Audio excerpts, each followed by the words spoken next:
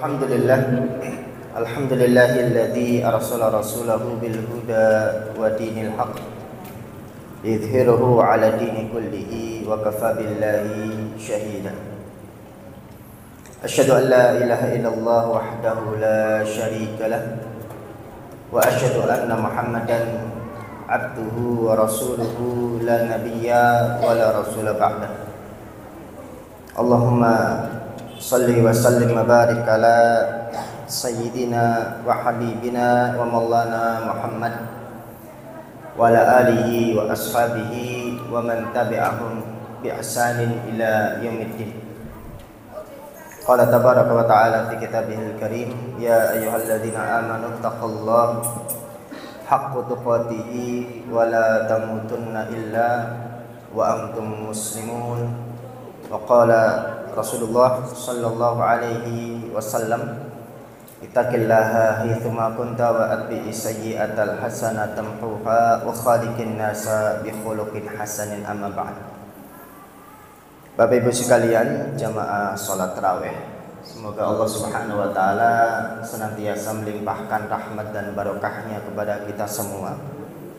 Alhamdulillah, pada malam hari ini kita bisa menjalankan salah satu rutinitas Ramadan.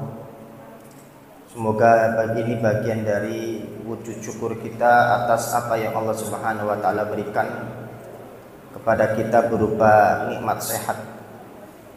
Karena banyak nikmat sehat yang tidak dianggap oleh kita atau manusia sebagai kenikmatan. Makanya ada perkataan Imam Syafi'i, beliau pernah mengatakan, as-sihhatu tajun ala ru'usil as-sihhat, la yaraha illal mardha. Sehat itu, kata beliau, diibaratkan seperti mahkota yang dikenakan di atas kepala orang yang sehat. La yaraha illal mardha. Kesehatan itu dianggap sebagai kenikmatan atau mahkota itu tidak terlihat kecuali oleh orang-orang yang sakit. Artinya jamaah yang dimuliakan Allah Subhanahu wa taala, terkadang kita memiliki raga yang sehat itu tidak sadar bahwa ini sebuah kenikmatan. Yang mampu memandang itu sebagai kenikmatan adalah yang sakit. Jantung kita sehat itu sebenarnya nikmat. Tapi kita tidak pernah begitu bangun tidur, alhamdulillah jantung kita masih berdetak, alhamdulillah jantung saya masih sehat. Yang memandang itu sebagai kenikmatan orang yang kena sakit jantung, ya. Yang memandang ginjal kita sehat adalah orang yang terkena ginjal, yang ginjalnya rusak, yang sudah kena cuci darah dan lain sebagainya. Makanya benar kata Imam Syafi'i, la yaraha illal mardha, bahwa kesehatan itu dipandang sebagai kenikmatan, dipandang hanya yang mampu memandangnya, yang bisa memandangnya adalah orang-orang yang sakit. Makanya kita jangan nunggu sakit dulu baru sadar kesehatan itu penting. Nunggu sakit dulu bahwa kesehatan itu merupakan kenikmatan. Makanya semoga apa yang barusan kita kerjakan di malam hari ini, mengerjakan sholat tarawih, bagian dari wujud syukur kita kepada Allah Subhanahu wa taala atas apa yang Allah Subhanahu wa taala berikan pada kita. Jemaah yang dimuliakan Allah Subhanahu wa taala, ada di dalam kitab Lataiful Ma'arif karya Imam Ibnu Rajab Al-Hambali. Beliau mengatakan, wa'lam annal mu'minina yastami'u lahu fi syahri Ramadan jihadan li nafsi. Kata beliau bahwa ada dua hal penting yang harus diketahui oleh orang beriman ketika datang bulan Ramadan. Itu ada dua hal penting yang berkaitan dengan jihad. Kalau kita mendengar kata jihad, berarti identik dengan kesungguhan, keseriusan. Apa itu? Kata beliau, jihadu bin nahar ala siyam. Kita berupaya menjalankan perintahnya Allah, bersungguh-sungguh menjalankan perintahnya Allah dengan maksimal di siang hari dengan aktivitas puasa, kata beliau. Yang kedua, jihadu bil lail. Yang kedua, jihad di malam hari. Apa wujudnya? Bil qiyam, yaitu mengerjakan sholat tarawih. Ya. Cuman di sini ada syaratnya, Bapak Ibu sekalian. Wa man jama'a baina hadainil jihadaini, siapa yang mampu mengerjakan dua hal ini, dua aktivitas jihad ini, kata beliau menggunakan istilah jihad. Ibnu Rajab Al-Hambali menggunakan istilah jihad. Siapa yang mampu mengerjakan dua hal ini, di siangnya puasa, malamnya kemudian sholat tarawih, qiyam, ya, wa ufiya bihaqqiqihima, dan jangan lupa hak-haknya itu terpenuhi. Artinya begini Bapak Ibu sekalian, dalam menjalankan siam, dalam menjalankan sholat itu ada hak-haknya, ada kriterianya, ada syarat-syaratnya, ada unsur-unsur yang menjadikan hal tersebut nilainya tinggi sekali di hadapan Allah. Nanti akan kita bahas. Siapa yang memenuhi ini, kata beliau, wa sabaru alaihima, dan bersabar menjalankannya, wa fi ajrihi bighairi hisab, maka dia akan mendapatkan pahala yang tidak bisa terhitung. Enggak bisa enggak bisa dihitung-hitung, enggak bisa. Ya. Hanya Allah yang tahu, akal kita tidak bakal sanggup untuk menyimpulkan pahalanya sebesar apa. Karena saking besarnya, Pak. Makanya di dalam kitab Ibnu Qudamah menjelaskan kriteria puasa itu ada 3 tingkatan, Pak. Siamul umum. Siamul umum itu siamnya orang-orang pada umumnya, yang targetnya hanya menahan lapar sama syahwat saja. Ada siamul khusus. Siamul khusus itu melibatkan anggota tubuh. Mata, telinga, kemudian lisan itu ikut puasa. Ya, ikut dijaga, bukan hanya menjaga syahwatnya saja dari makan dan minum, kemudian dari hubungan jima, tapi dia melibatkan anggota tubuhnya ikut puasa supaya jangan melakukan kemaksiatan. Karena ada orang, mohon maaf, dari kalangan ibu-ibu mungkin, ya, dia siangnya puasa tapi masih melakukan pelanggaran, masih kudungnya buka ketika keluar rumah. Itu akan merusak puasa. Puasanya akan menjadi apa? Tidak bernilai yang sempurna di hadapan Allah. Kalau ditanya puasanya sah nggak? Sah puasanya. Tapi kalau kita berbicara nilai, berbicara kualitas, nanti dulu. Ya, karena dia hanya menjaga perutnya dan di bawah perutnya ketika di siang hari. Adapun anggota tubuh yang lainnya masih berkeliaran melakukan kemaksiatan. Makanya Ibnu Munkadir mengatakan al-ghibatu yukhriqus siyam. Ghibah itu akan merobek puasa. Ghibah itu hanya sampel salah satu dosa saja sih, Pak. Ya. Begitu juga dengan dosa-dosa yang lainnya. Fa'alaihi bil istighfar. Maka salah satu aktivitasnya orang yang berpuasa itu jangan tinggalkan istighfar, kata beliau. Kenapa? Karena istighfar itu yang akan menambal apa? Menambal puasa yang robek disebabkan karena dosa. Tahu nggak, Pak? Jadi kalau kita nggak punya aktivitas ngaji, baca Al-Quran, ya istighfar minimalnya. Karena membaca Al-Quran itu aktivitas yang sulit disambi kecuali yang hafal Al-Quran. Kalau kita yang nggak hafal Al-Quran, ngaji sambil kerja nggak bisa, Pak. Ya, bisa dimarahin bosnya itu. Tapi kalau kita melakukan istighfar, kata Ibnu Munkadir, bahkan ini juga dinyatakan oleh Imam Abu Hurairah, sahabat baginda Nabi Muhammad SAW, istighfar itu yang akan menambal dosa-dosa kita. Jadi aktivitas ibadah siam itu bisa tidak berkualitas. Yang menjadikan itu tidak berkualitas karena dosa. Bagaimana cara menambalnya? Dengan istighfar. Kalau sholat itu kalau bolong-bolong nggak berkualitas, cara menyempurnakan dengan apa? Dengan sholat sunnah. Kalau puasa dengan apa? Istighfar.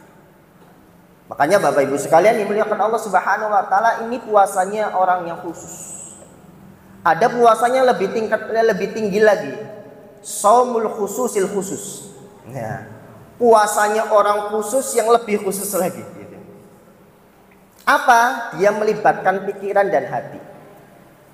Jadi bukan hanya matanya yang dijaga, bukan hanya pendengarannya yang dijaga, bukan hanya lisannya yang dijaga, tapi pikiran dan hatinya juga apa? Dijaga. Kalau ghibah itu kan nampak gitu, kedengeran sama orang, wah dia ngomongin orang tuh. Kalau buka kerudungan kelihatan itu kan dia melakukan kemaksiatan. Ada kemaksiatan yang bersifat batin. Ya, suudzon sama orang itu kemaksiatan enggak? Kemaksiatan itu. Berprasangka buruk kepada orang lain kemaksiatan itu. Nah itu menghindari dengki itu kemaksiatan, sombong itu kemaksiatan. Dia sombong dengan puasanya, dia sombong dengan hafalan Al-Qur'annya, dia sombong dengan amal solehnya, dia sombong dengan hartanya, itu kemaksiatan.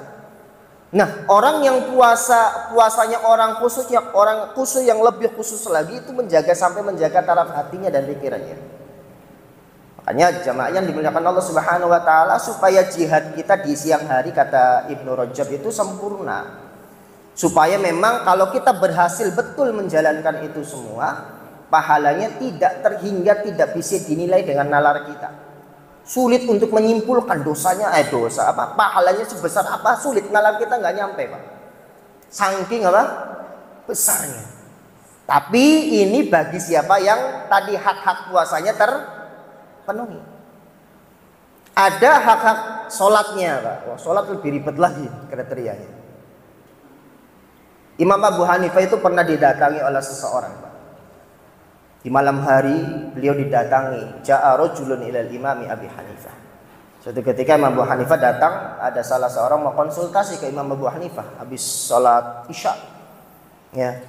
Kemudian, ya Imam, mundu muddatin tawilatin dafaltum malan fi makanil ma. Sudah beberapa tahun yang lalu, kata orang ini, saya pernah memendam harta tapi di salah satu tempat. Wa nasitu ainal makanil ladzi wudi'a fihi al-mal.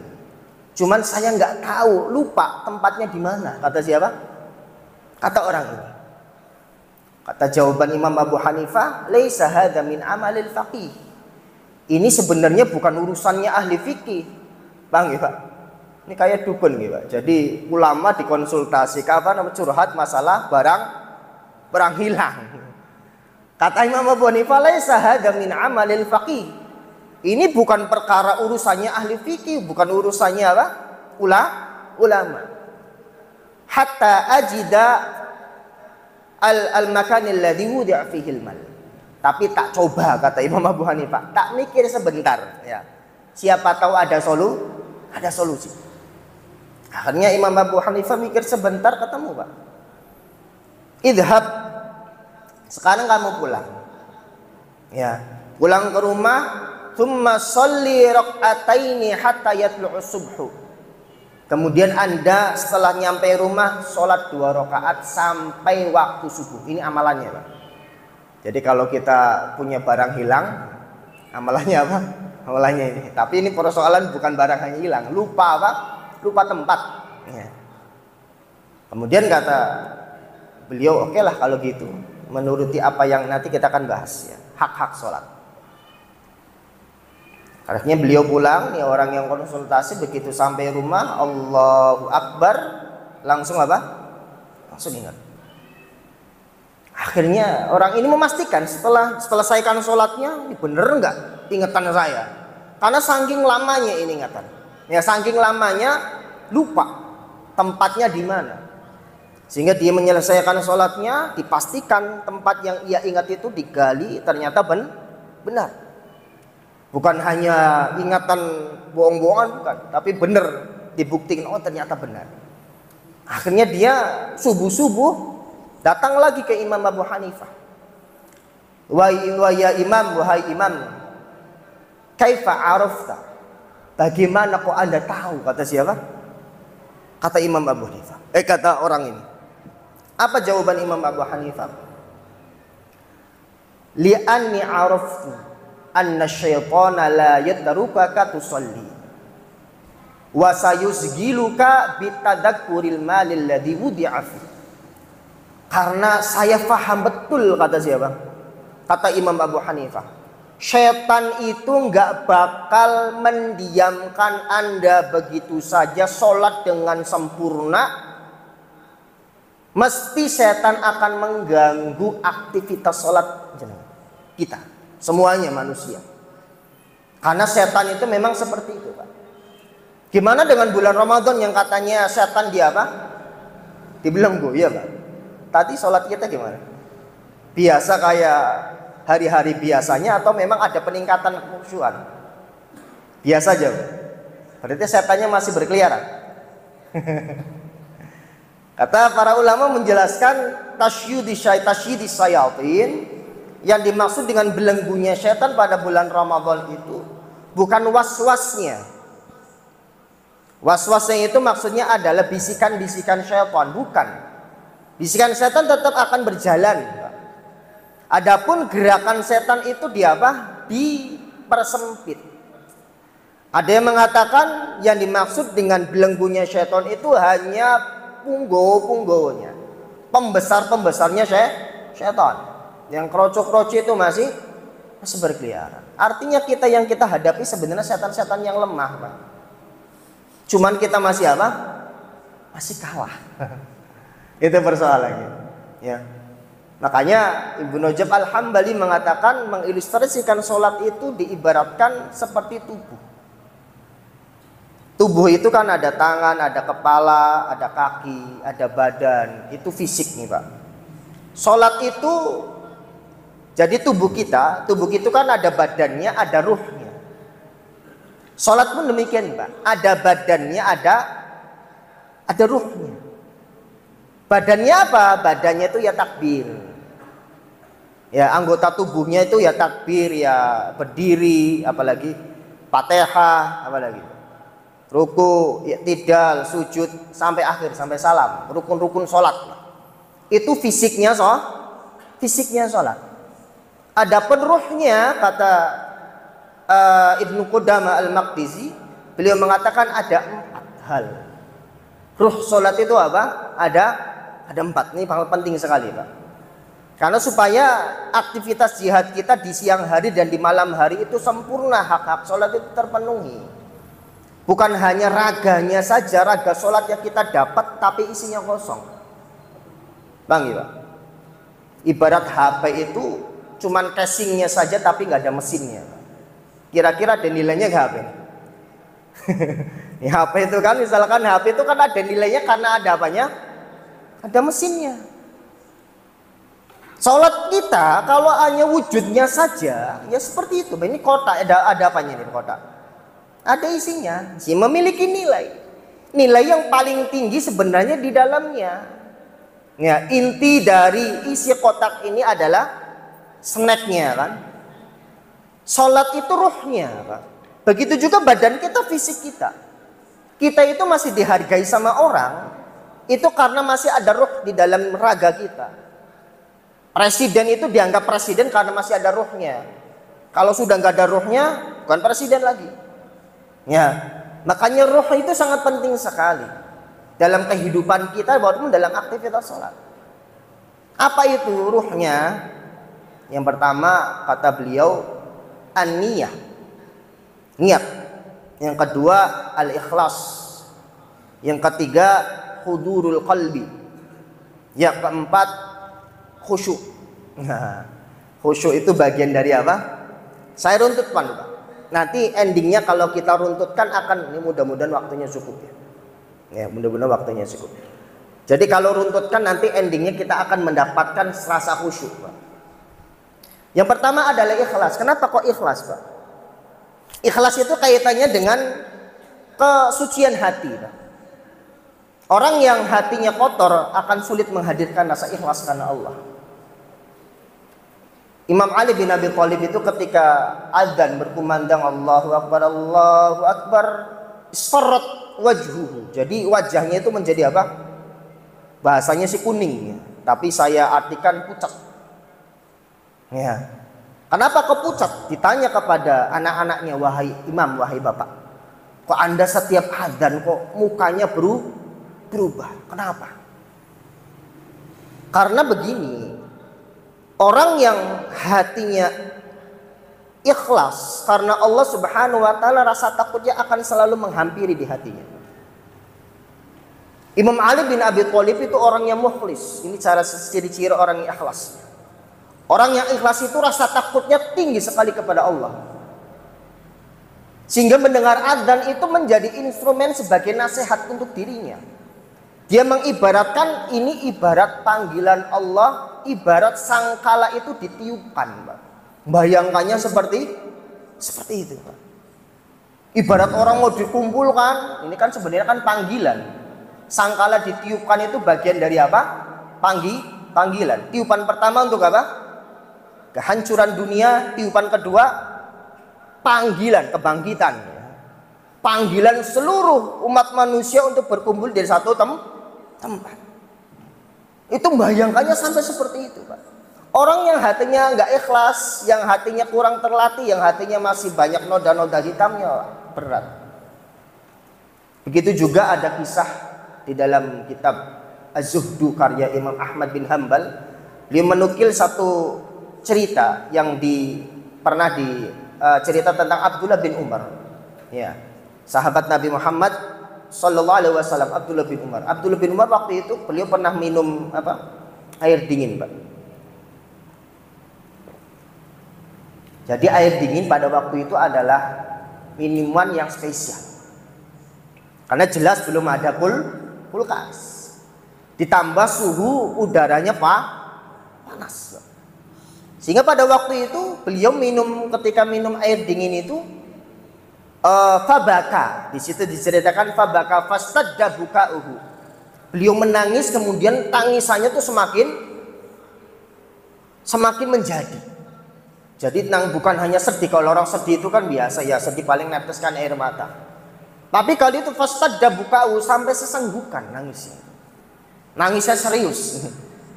Kemudian waqila lahu, kemudian ditanya Abdullah bin Umar ini, mayubkika ya Abdullah, wahai Abdullah, kok kamu nangis kenapa?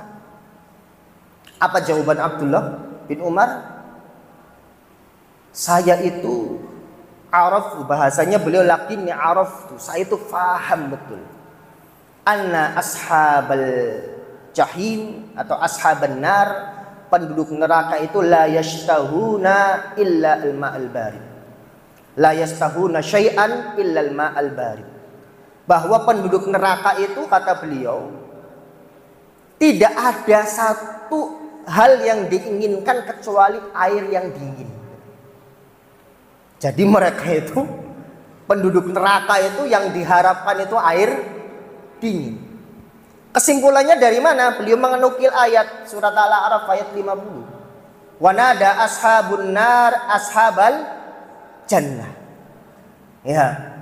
Dipanggil itu penduduk neraka, wahai penduduk surga, oleh penduduk neraka, wahai penduduk surga, an afidu ilaina.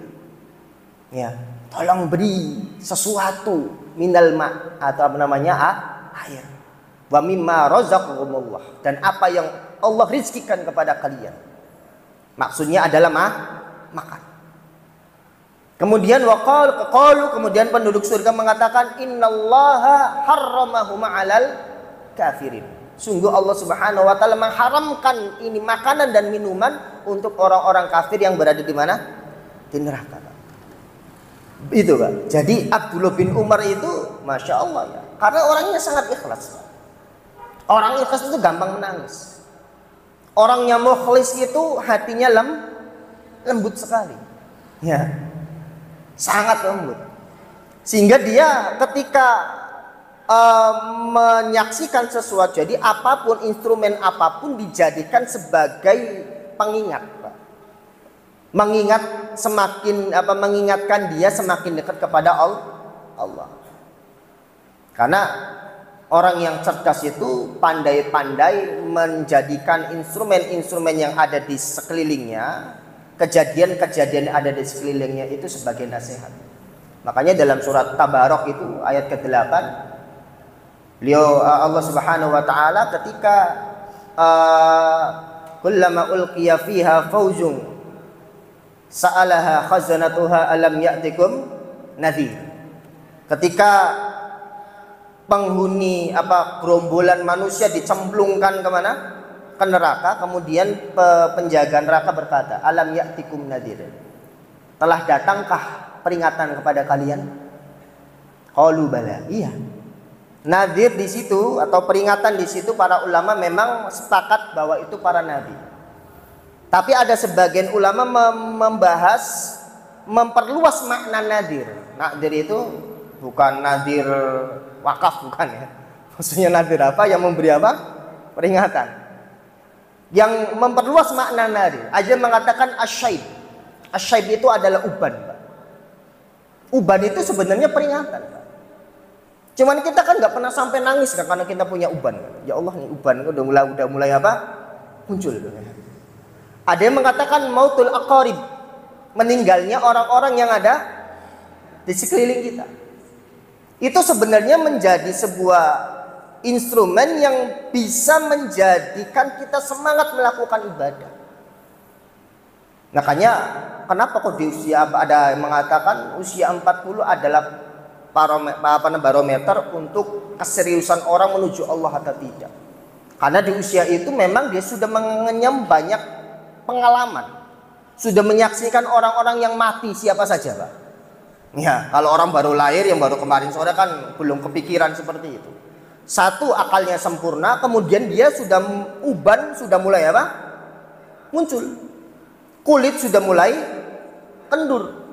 Ya, fisik nggak sebagaimana di usia masih kurkuran, sehingga itu sebenarnya menjadi pengingat buat kita. Alam ya'tikum nadhir. Nah, kalau orang ikhlas itu, Pak, ini akan menjadikan dia semakin apa? Menjadikan hal itu sebagai instrumen lebih dekat lagi pada Allah Subhanahu Wa Taala. Makanya ikhlas itu, maka dia melakukan ikhlas itu kaitannya dengan lillah. Aktivitas ibadahnya untuk Allah. Makanya ketika sebelum melakukan sholat, bersihkan dulu ini hati. Ya, ikhlaskan dulu ini hati. Baru setelah ikhlasnya sudah dilewati, baru ke aktivitas niat. Apa bedanya niat dengan ikhlas? Bukankah niat itu identik dengan apa? Ikhlas. Niat itu cirinya, maksudnya niat itu ta'yinul ainil ibadah. Jadi niat yang dimaksud dengan niat itu menentukan jenis ibadahnya apa, Pak. Makanya kalau kita ingin hendak sholat, Pak, baginda Nabi Muhammad SAW pernah bersabda, "Idza uqimatis sholah wa qadaritit ta'am wa qadaritil asya quddima bil asya." Kalau qomat dikumandangkan, kemudian ada makanan hadir, mana yang didahulukan? Maka makanan. Kenapa makanan yang didahulukan? Kenapa makanan? Berarti ini kubutunya. Kenapa kok makanan? Ini kaitannya dengan kualitas, menjaga kualitas sholat. Kenapa kok kita lebih mendahulukan makan daripada sholat? Mengerjakan, menunda ya. Bukan bukan meninggalkan, tapi menunda. Tujuannya adalah mendapatkan rasa khusyuk. Kenapa? Nanti kalau dia ketika qomat dikumandangkan, berbarangan hidangan dihadirkan, maka karena ini sulit sekali untuk menghadirkan kekhusyukan. Konsentrasi itu sangat sulit sekali. Makanya niat itu akan membantu kita di awal sebelum takbir, kita disadarkan, ya Allah saya mau sholat. Itu disadarkan dulu dengan aktivitas apa nih? Niat. Makanya kalau kita ketinggalan masbuk, sunnahnya buru-buru ngejar supaya dapat rokaat atau sekenanya. Nggak usah lari, kemudian apa? Ngikut takbir yang penting dapat rukuknya imam. Itu bisa jadi niatnya nggak benar itu nanti. Ya, karena niat itu harus dihadirkan, Mbak. Makanya para ulama berdebat kencang ini masalah niat. Niat itu masuk ke rukun atau syarat gitu. Apa bedanya itu rukun dan syarat, Pak? Kalau syarat di mana? Kalau syarat itu di luar sholat. Kalau rukun masuk dalam aktivitas sholat. Ya, bedanya tipis, intinya sama sih. Ya. Tapi begini Pak, karena begini, ketika bahwa ada yang mengatakan aktivitas niat itu harus berbarengan ketika takbir. Kita Allah, jadi dihadirkan, ya Allah saya niat sholat apa tadi? Sholat tarawih ya, atau sholat witir atau sholat maghrib, itu harus dihadirkan Pak. Kenapa? Itu akan sangat membantu. Supaya apa? Di awal dia mengerjakan sholat, dia sudah sadar bahwa dia sedang melakukan aktivitas sholat ini ditakdir. Makanya imam jangan lupa ketika sholat tarawih atau sholat witir diingatkan jamaahnya, Pak, Bu, ini sholat witir 3 rakaat niatkan. Nah gitu. Makanya beberapa teman-teman di kalangan Nahdien ada Bilal kan. Bilal itu fungsinya untuk apa sebenarnya?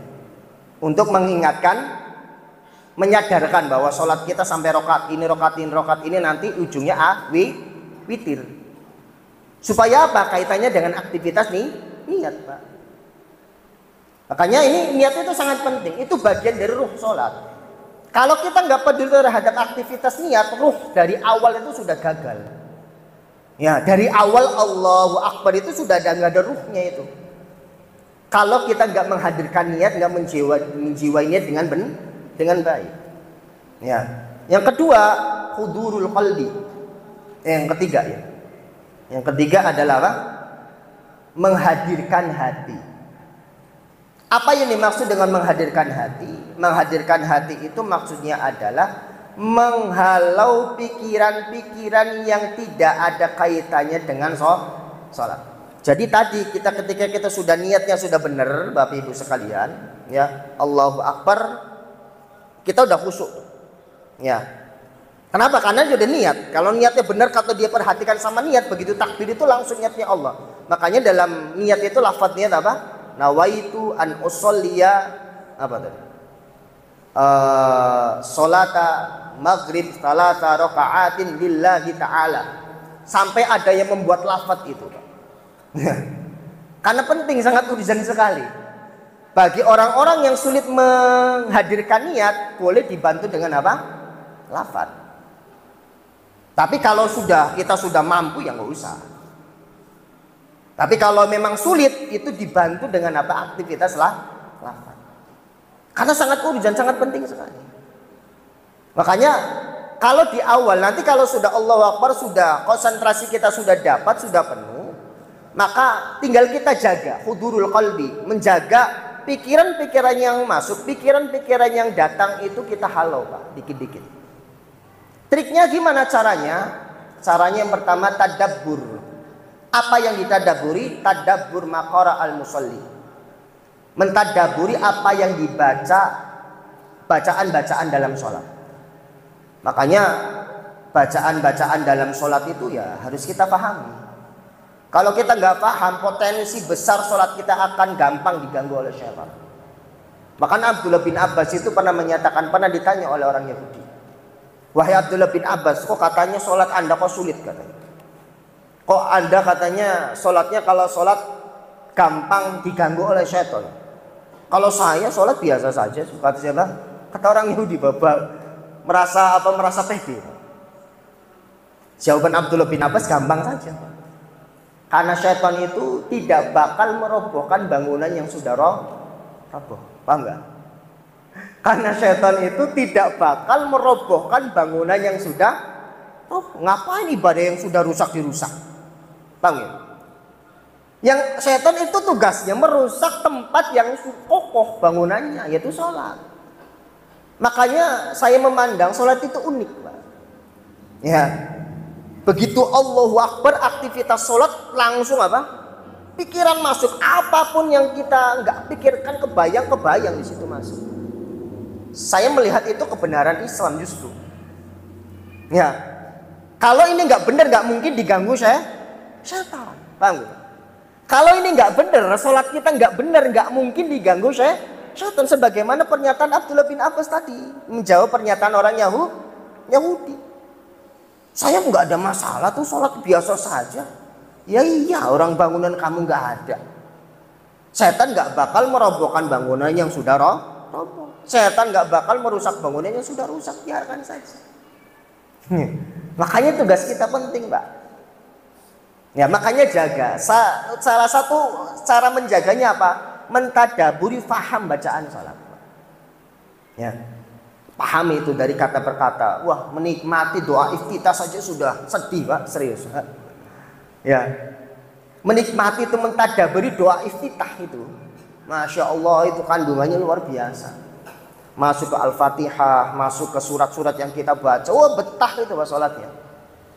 Kalau paham. Persoalannya kita nggak paham, jadi salat itu menjadi beban. Kalau baginda Nabi Muhammad SAW, ju'ilat li qurratu ainu fi shalah. Rasulullah SAW salat itu seperti qurratu ain. Qurratu ain itu apa ya? Ya udah menjadi suatu yang nikmat lah. Kita pernah ngobrol sama orang sampai nggak kerasa 2 jam 3 jam, Pak. Karena apa itu? Karena menikmati obrolan.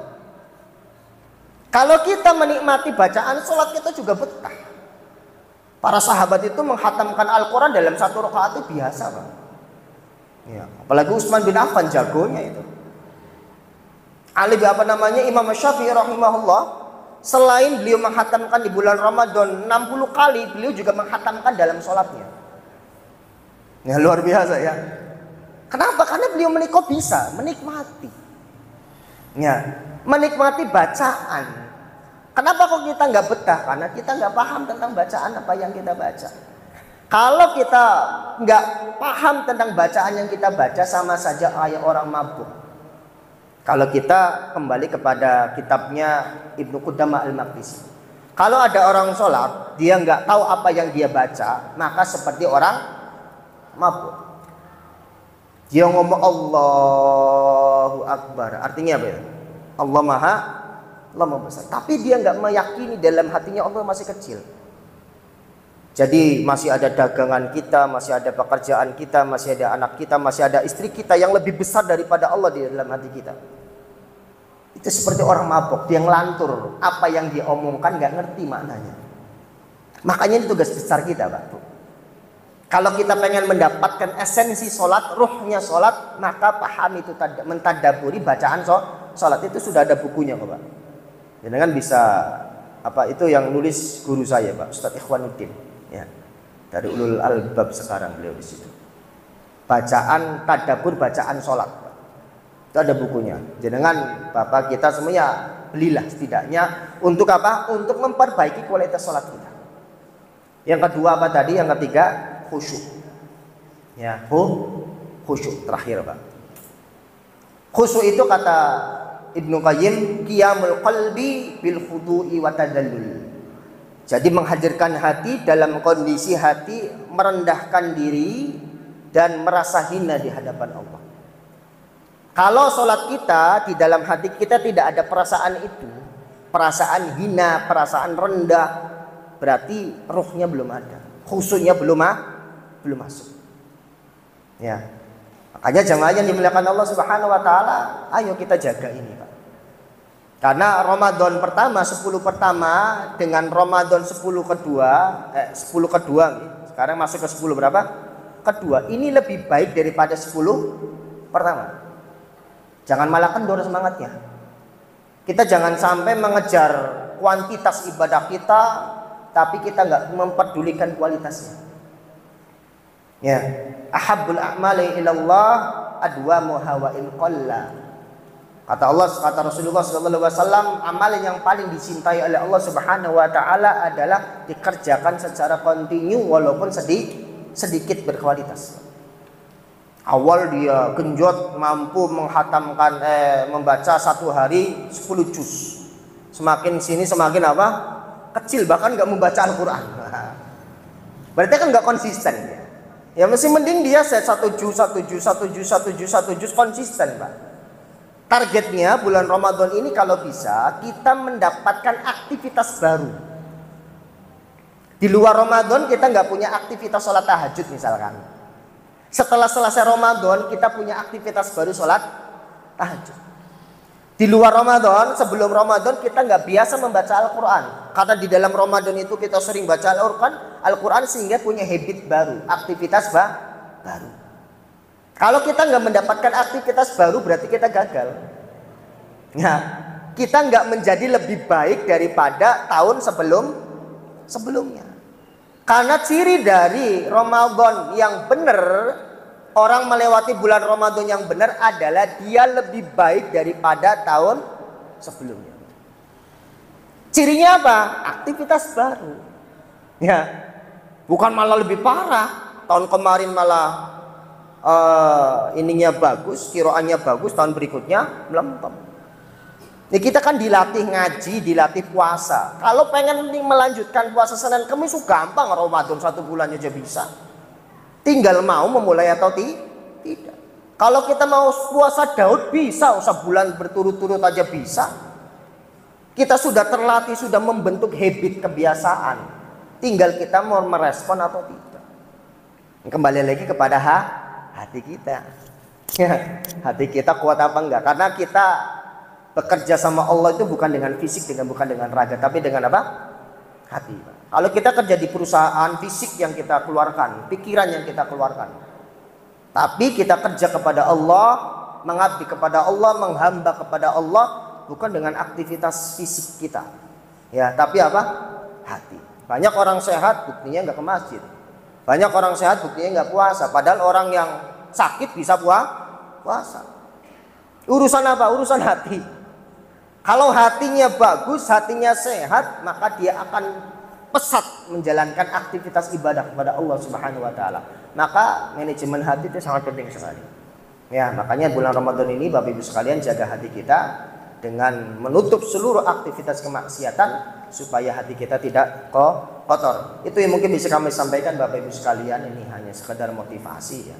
Mudah-mudahan ini baik buat saya pribadi dan jemaah sekalian. Semoga Allah Subhanahu wa taala mencatat kita nanti setelah selesai bulan Ramadan sebagai hamba-hamba yang muttaqin. Hamba-hamba yang senantiasa takut pada Allah, karena esensi atau tujuan puasa itu mencetak generasi yang bertakwa. La'allakum tattaqun. Itu saja Bapak Ibu sekalian. Ada pertanyaannya? Enggak usah ada pertanyaan karena ini motivasi. Kita enggak berbicara soal hukum ya. Itu saja. Kita akhiri dengan doa kafaratul majelis. Subhanakallahumma hamdika asyhadu an la ilaha illa anta astaghfiruka wa atubu ilaik. Akhiru kalam da'wana alhamdulillah. Assalamualaikum warahmatullahi wabarakatuh.